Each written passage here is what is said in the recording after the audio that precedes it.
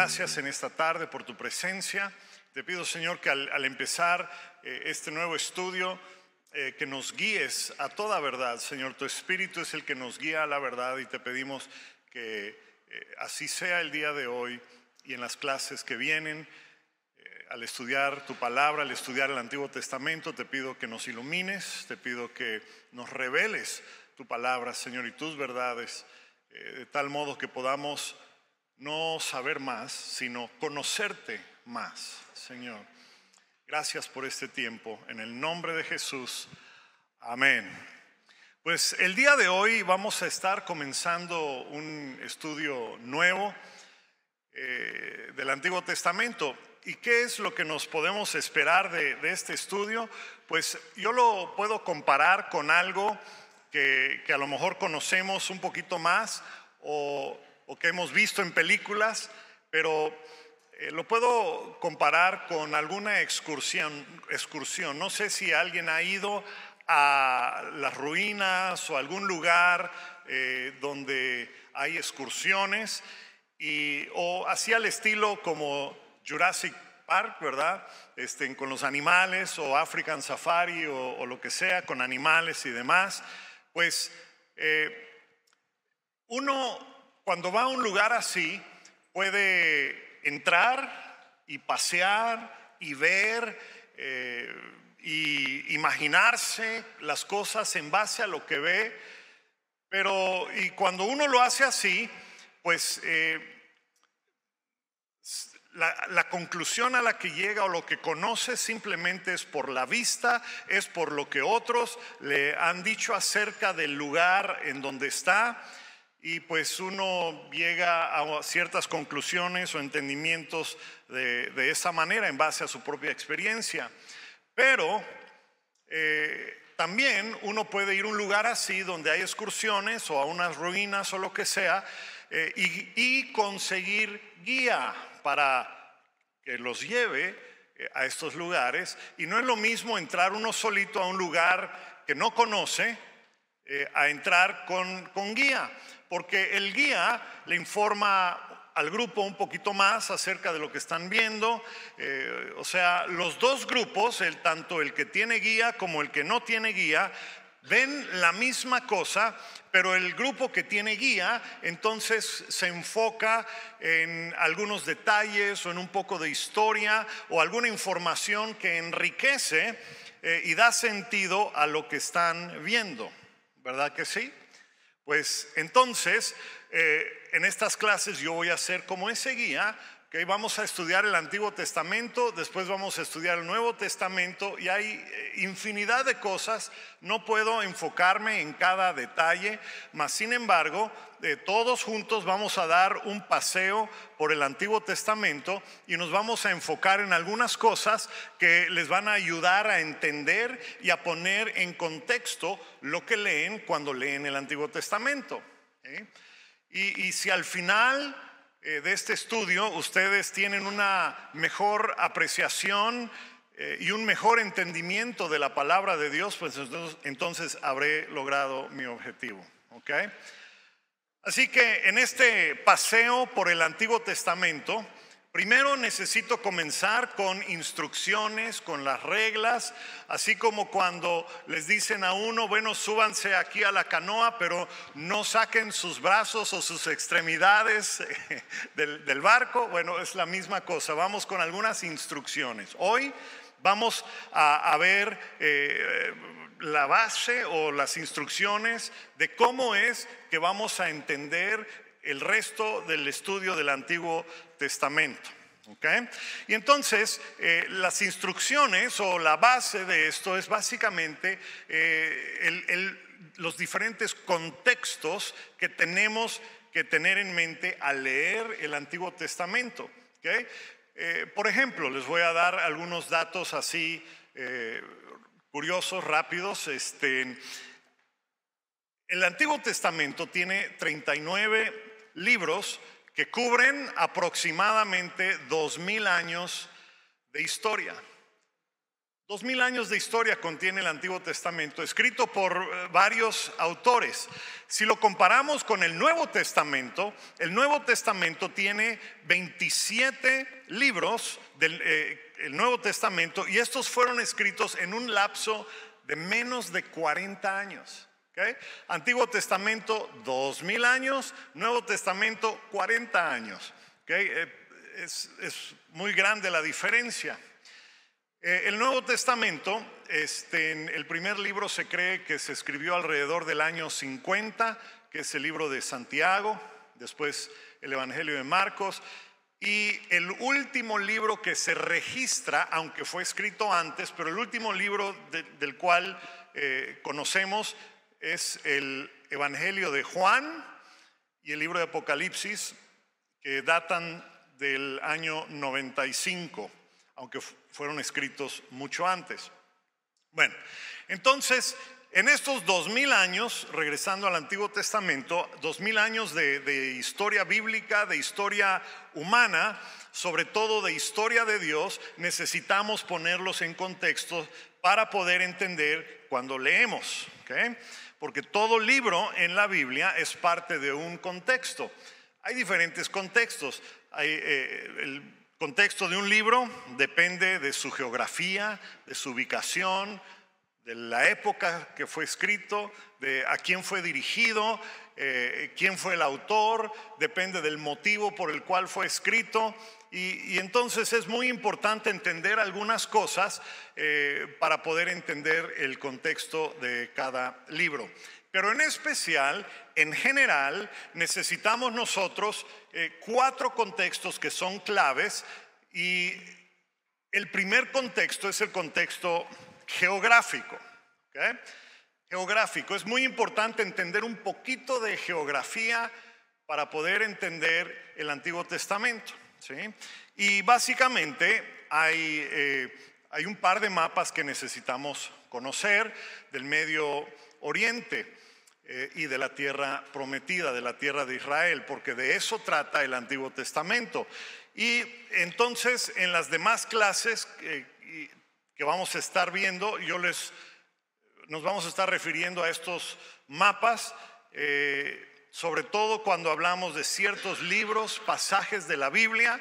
Entonces tenemos que aprendernos el primer mapa. Si puedes poner la diapositiva, por favor. Este es un mapa del Medio Oriente, ¿okay? El Medio Oriente el día de hoy, ¿okay? Y perdonen porque a veces los mapas no los encuentro en español, los bajo del internet de dominio público, y generalmente lo que estoy buscando no hay en español. Entonces algunas veces aparecerá en inglés, y les pido de antemano una disculpa.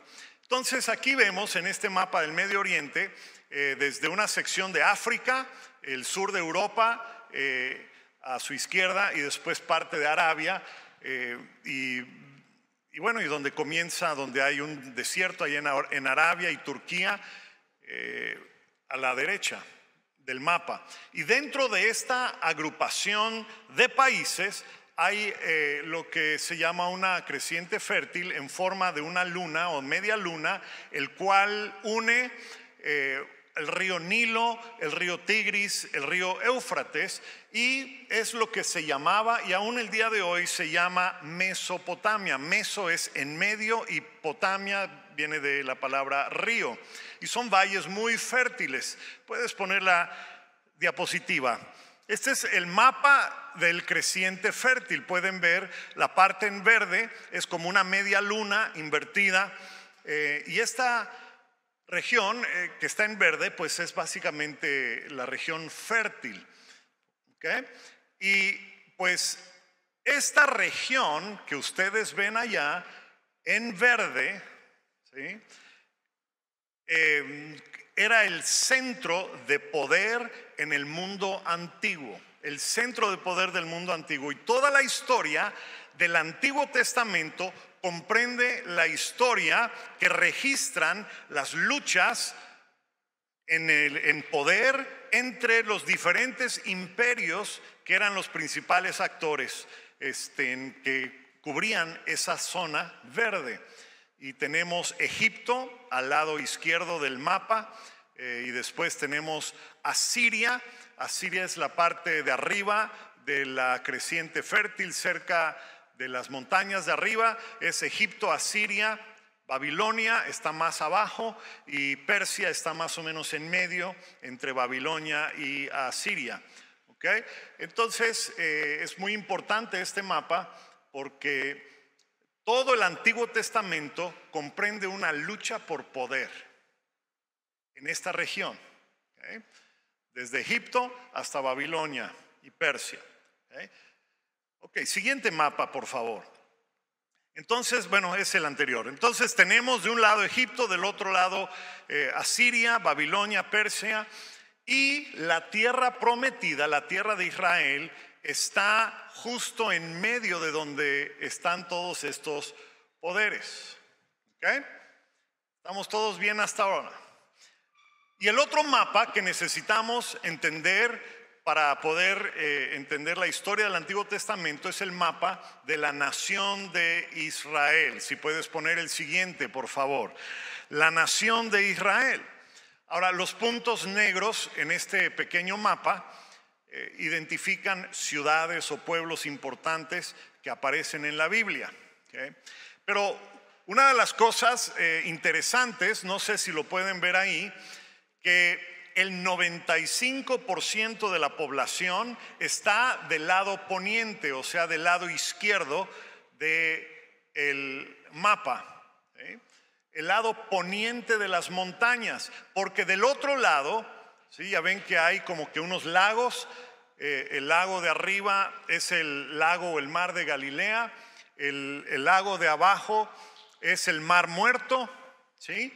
Y hay como un canal, y esa es la zona que divide al lado fértil o los valles que están del lado izquierdo del poniente y el desierto que está del otro lado. Así que por eso es que el 95% de las ciudades están obviamente del lado que es el lado fértil. ¿Okay? Y entonces la cosa es que cuando las potencias mundiales, en aquel entonces, que era principalmente Egipto, peleaban, cuando ellos peleaban, cuando peleaba Egipto contra Asiria o Babilonia o lo que fuere, adivinen por dónde tenían que pasar para no cruzar el desierto. Tenían que pasar por la tierra de Canaán. ¿Sí? Siguiente mapa, por favor. Y en tiempos antiguos, aquí tenemos la misma zona, pero tiene como que unos puntitos, unos caminos. Y en tiempos antiguos, para ir de Europa a Arabia, uno tenía que venir por aquí, bajaba cerca del mar. Hay una ciudad que se llama, bueno, está Tiro, después está Aco, y después ahí doblaban hacia el oriente y pasaban ahí junto a un pueblito que se llamaba Nazaret. Ven en el mapa el pueblito que se llama Nazaret, el puntito Nazaret. Bueno, para ir de Europa a Arabia, uno bajaba de Europa y doblaba en uno de los valles, pasaba junto a Nazaret y se iba, cruzaba en medio de las montañas que hay allá, y se iban, y era la ruta que pasaban los que iban de Europa a Arabia, o los que iban de África a China. La misma cosa, subían de África por Egipto, pasaban de sur a norte, y entonces justo ahí donde está Nazaret, viniendo de la parte de abajo hacia arriba, ahí pasaban, y entonces doblaban a la derecha, por decirlo de alguna manera que podamos entender, y seguían su camino hacia el oriente. ¿Okay? Entonces, el punto donde cruzan estos dos corredores o estos dos caminos por donde pasaba toda la gente era en un valle, donde es la intersección de esos caminos de norte a sur y del oeste al este. La intersección era en un valle y el valle se llama Megiddo. Y en hebreo, valle, la palabra es Har, y entonces es Har Megiddo. ¿Les suena eso? ¿Arma qué? Armagedón. Ah, sí. Ok. Entonces, en hebreo es Harmageddo o Harmegiddo, y ahí es donde sucedían la mayoría de las batallas entre los superpoderes de aquel tiempo. Los egipcios que subían del sur, los asirios que bajaban del norte. Okay. Ahí peleaban en el valle, y justo arriba del valle, había una colina, una especie de monte, no llegaba a montaña, un monte, una colina elevada, donde se encontraba el pueblo de Nazaret. Puedes poner la siguiente, de Nazaret, por favor, siguiente diapositiva. No, anterior.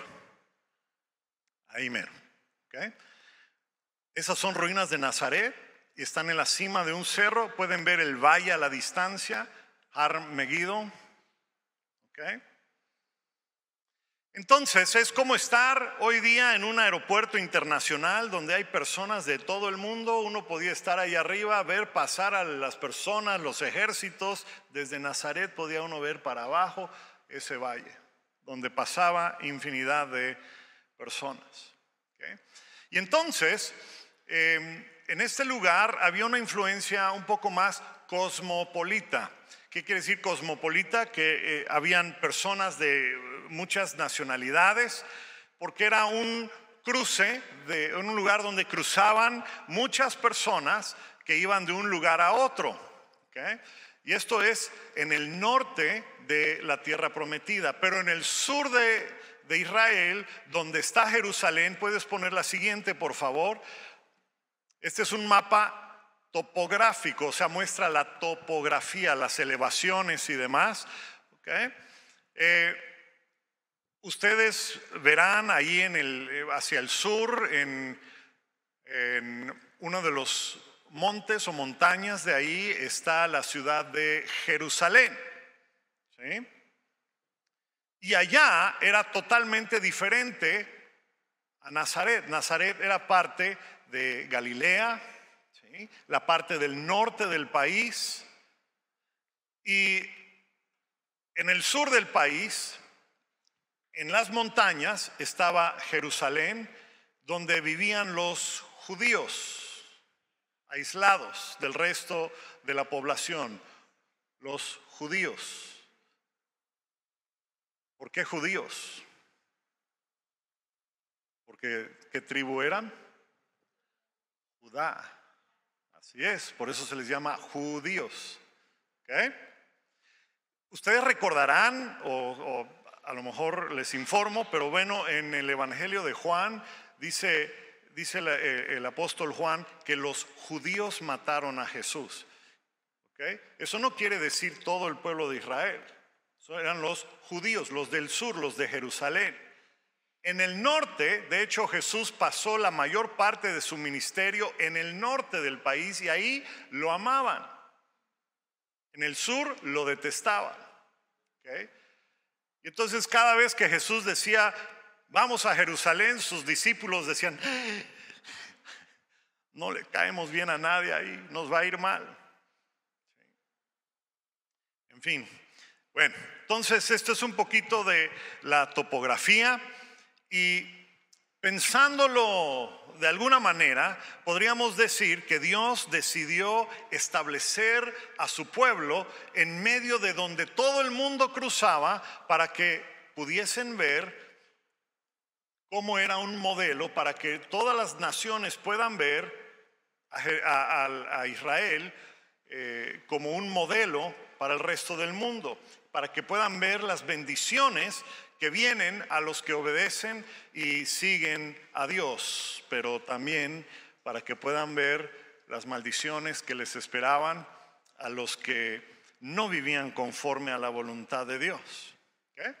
Bueno, este es el primer contexto que necesitamos recordar cuando leemos el Antiguo Testamento, el contexto geográfico.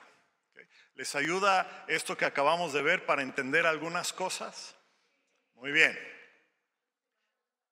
El segundo contexto que es muy importante conocer acerca del Antiguo Testamento es el contexto histórico. ¿Okay? Y quiero ayudarles a entender la historia del Antiguo Testamento de una manera muy fácil de recordar. ¿Sí?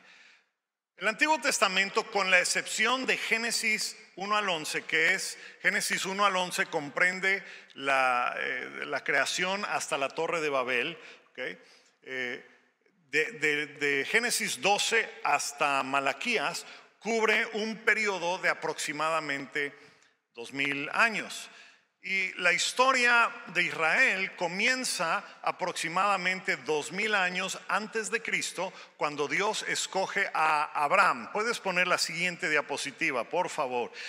Los 2000 años entre que Dios escoge a Abraham hasta el nacimiento de Jesús se pueden dividir en 4 periodos, más o menos así, de 500 años. ¿Sí? Y hay 4 periodos, estos yo los llamo los periodos de selección, es donde Dios escoge a Abraham y a sus descendientes. Entonces tenemos como que 500 años, y ahorita voy a entrar en un poquito más de detalle, pero vamos a decir son 500 años de historias acerca de la familia de Abraham, desde Abraham hasta ¿quién? Coré. Y ese era el gran conflicto entre Coré y Moisés, porque Moisés no tiene nada que ver, no era nada, bueno, sí, todos eran descendientes de Abraham, pero no era un patriarca. Coré era uno de los patriarcas, así es como se autogobernaban en aquel entonces, antes de ser una nación. Y pues bueno, por eso es que Coré dice, ¿y ¿y él quién es? ¿Verdad? Y Dios tuvo que tratar con él en el desierto.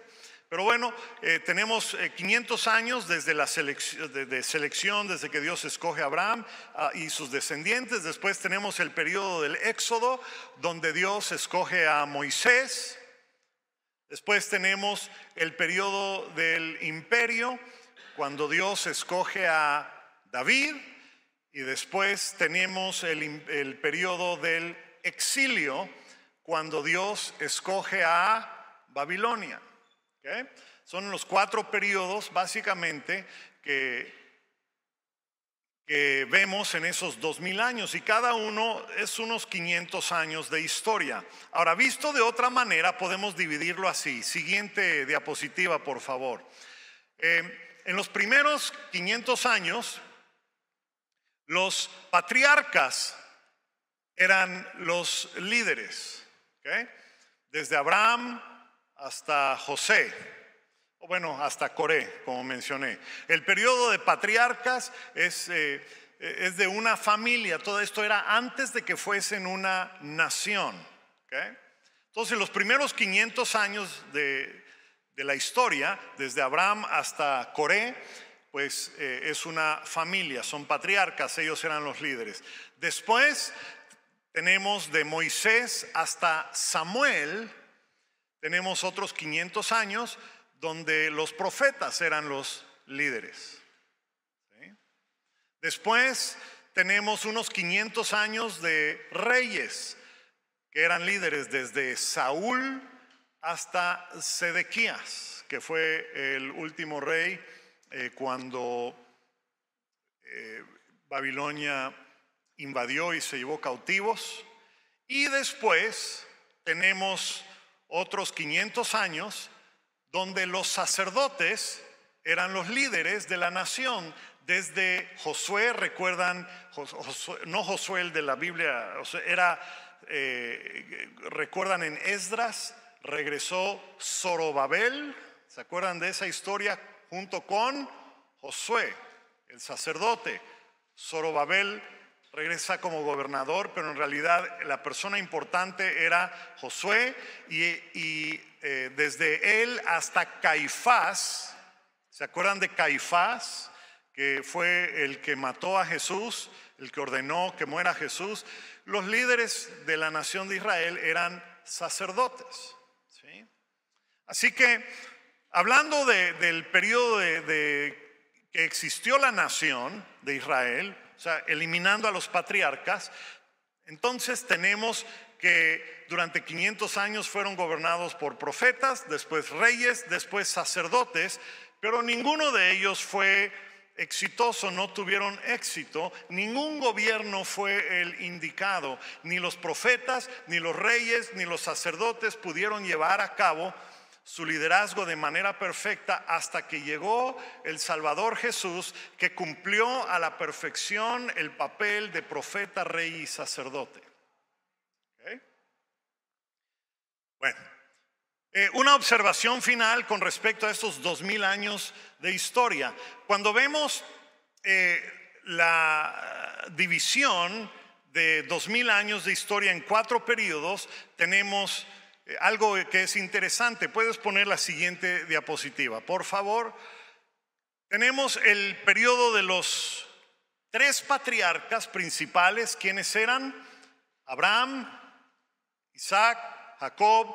Fue de unos 100 años, seguido por un periodo de 400 años de silencio por parte de Dios. ¿Se acuerdan que 400 años después estuvieron en esclavitud?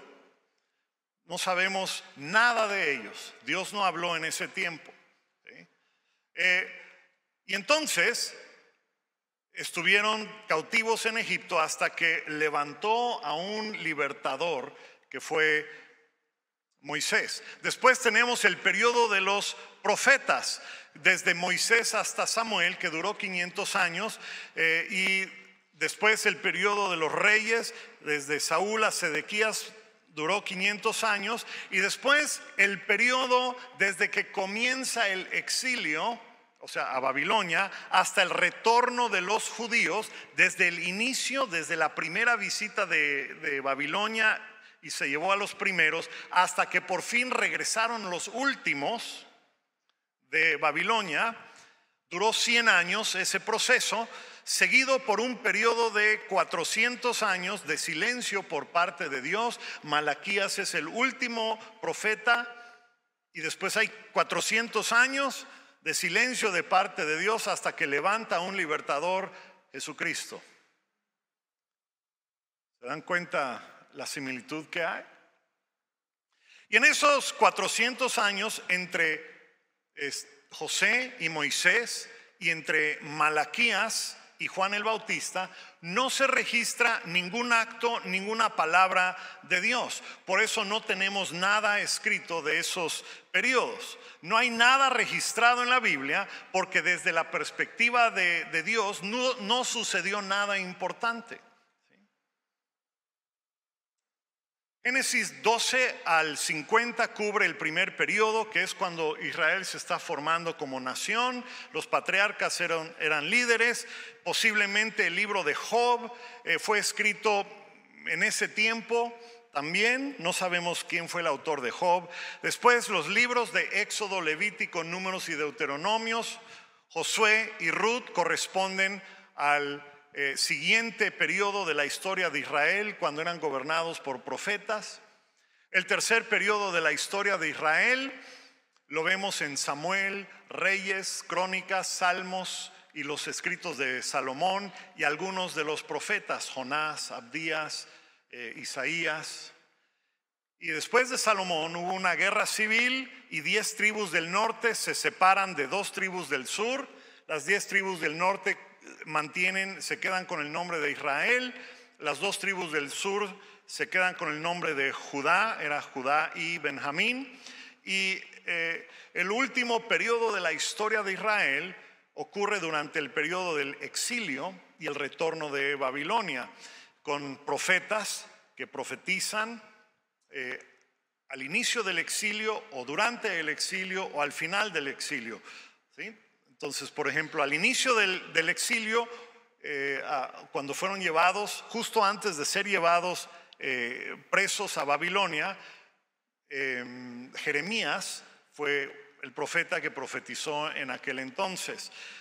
Otros profetizaron durante el exilio en Babilonia, como Ezequiel y como Daniel. Y otros profetizan después del exilio, una vez que regresan de Babilonia, y estos son, por ejemplo, Malaquías, Sofonías y otros. Así que unos profetas advierten que va a venir un exilio, o que va a venir, que Dios se va a llevar, una nación se va a llevar cautiva al pueblo si no dejan la idolatría. Algunos ejercen su ministerio durante el exilio en Babilonia, y otros ejercen su ministerio y animan y exhortan y profetizan después de haber regresado de Babilonia. ¿Okay? Entonces, espero que esto les ayude a entender un poquito el fluir del Antiguo Testamento. Ahora, el tercer contexto que necesitamos para entender el Antiguo Testamento, y esto tiene que ver cómo está escrita, o cómo están posicionados más bien los libros de la Biblia. El problema que tenemos, o mejor dicho, el reto principal, la razón por la cual muchas veces no entendemos lo que está ocurriendo cuando leemos el Antiguo Testamento, es que nuestras Biblias no están en un orden cronológico. ¿Sí? Por ejemplo, ponen a los profetas más grandes de primero y a los más chiquitos después, y les llaman profetas mayores y profetas menores. Los que escribieron más, los que escribieron menos, sin importar el contenido y sin importar cuándo ocurrió. ¿Sí?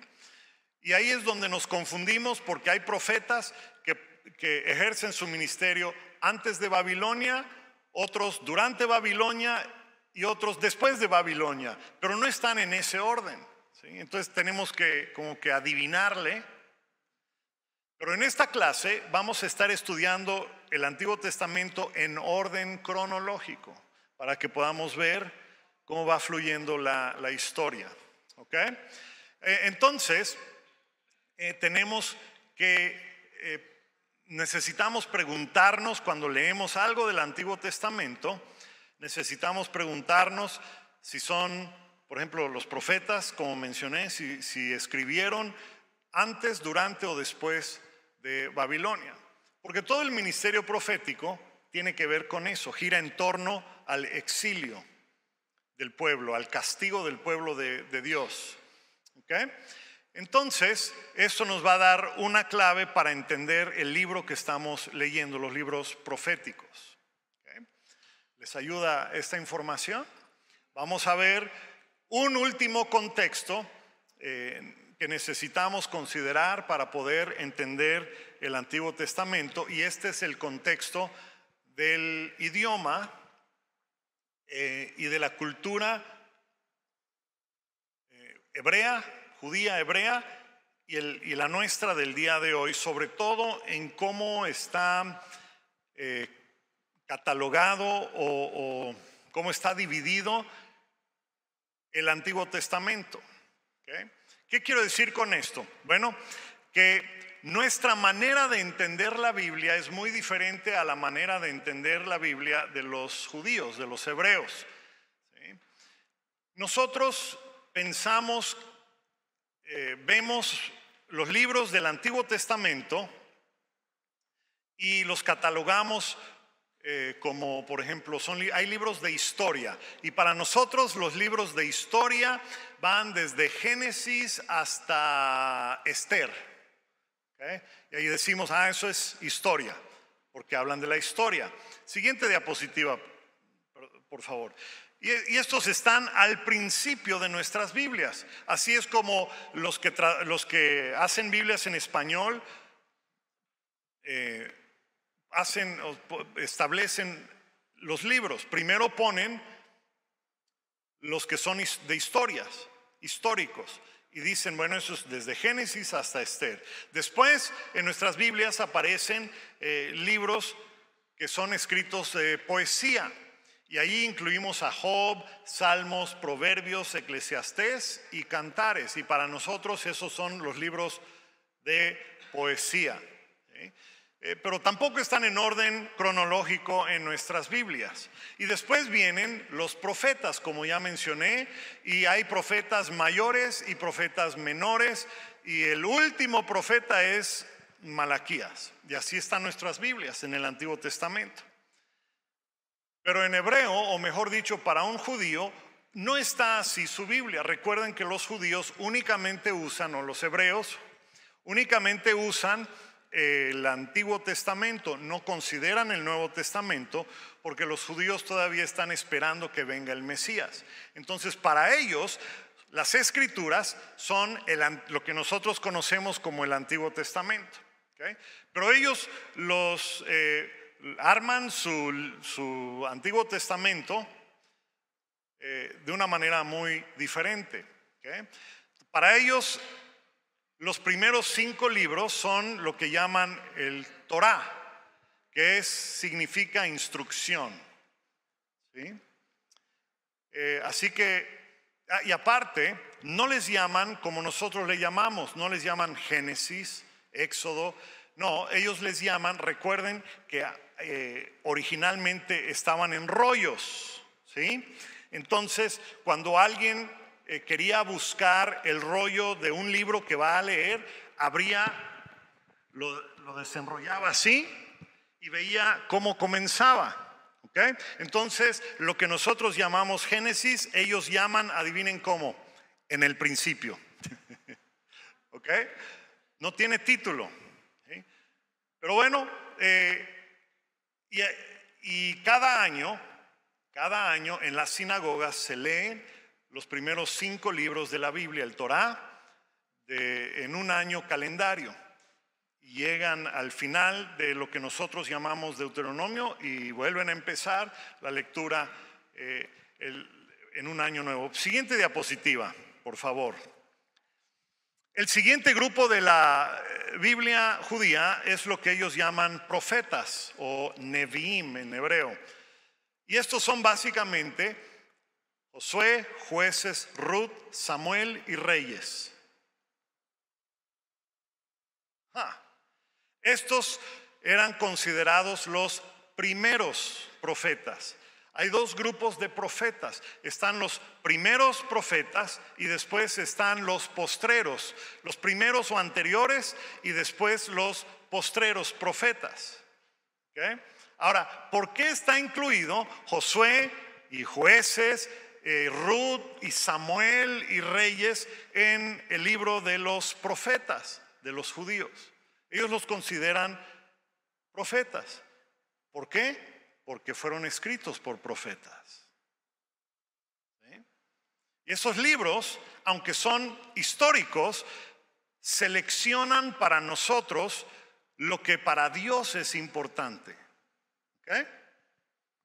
O sea, Dios le revela al profeta qué es lo que debe escribir. No es un historiador el que escribió estos libros, sino un profeta que recibía revelación de Dios y Dios le decía: esto es importante, anótalo. Y se ponía a anotar lo que para Dios era importante. ¿Okay? Por eso es que en el Antiguo Testamento nunca van a leer nada de Buda, ni de Confucio, ni de nada así, aunque eran contemporáneos. En ese mismo periodo empezó lo de Buda y Confucio y lo demás, pero no aparecen en ningún libro de la Biblia. ¿Por qué? Porque para Dios no es importante ni Buda, ni Confucio, ni nadie más. Entonces Dios, a través de estos libros, que nosotros llamamos históricos o historia, pero los judíos los llaman profetas, estos libros comunican lo que es importante para Dios. ¿Okay? Pero, ¿saben qué libros no están aquí? No está Crónicas, no está Daniel. Esos están en otra categoría, que es la tercera categoría, que es lo que los hebreos llaman escritos o ketuvim en hebreo. ¿Okay? Crónicas es parte de los escritos, Daniel es parte de escritos, Job es parte de escritos, Cantares es parte de esa sección. ¿Por qué está Daniel en esta sección y no con los profetas? Pues porque Daniel no es considerado un profeta por los judíos. ¿Por qué no está Crónicas en la sección de los profetas? Pues porque no fue escrito por un profeta. Cuando lleguemos a Crónicas ya les voy a explicar un poquito más y va a tener mucho más sentido. De hecho, en el libro, en el Tanakh es lo que nosotros llamamos Antiguo Testamento. Tanakh es TNK, Torah, Nevim, Ketuvim, Tanakh, TNK. El Tanakh de la Biblia hebrea, judía, en su Biblia de ellos, el último libro para nosotros es Malaquías, para ellos ¿saben cuál es? Crónicas. Cuando lleguemos a Crónicas les voy a explicar por qué. Bueno, la ley, los profetas, los escritos o escrituras. Y esta es la Biblia que usaba Jesús, distribuida de esa manera. De hecho, ¿se acuerdan cuando en el camino a Emaús comienza Jesús a hablar con dos personas? ¿Sí? Abran su Biblia un momentito en Lucas 24, 27. Ya vamos a concluir con esto el día de hoy. Lucas 24, 27. Okay, si ya lo tienen, voy a parafrasear lo que dice porque hay muchas diferentes versiones. Pero cuando Jesús empieza a caminar con las personas en el camino a Emaús, dice que Jesús les enseñó, lo pueden ver ahí, la ley o Moisés. Moisés es representativo de la ley, los profetas y las escrituras decían acerca de él. ¿Así dice su Biblia? ¿Qué hizo Jesús? Pasó por todos los libros del Tanakh, de su Biblia de ellos, y les mostró a estas dos personas lo que decía la ley, los profetas y los escritos acerca de él. Y después de eso se les abren los ojos y se dan cuenta quién es el que está con ellos. ¿Sí?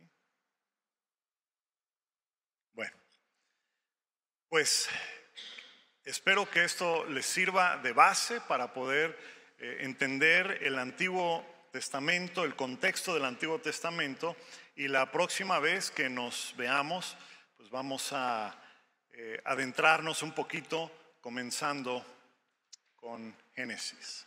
Así que el día de hoy lo vamos a dejar hasta aquí y yo espero que regresen para la siguiente clase y nos vemos muy pronto. Gracias.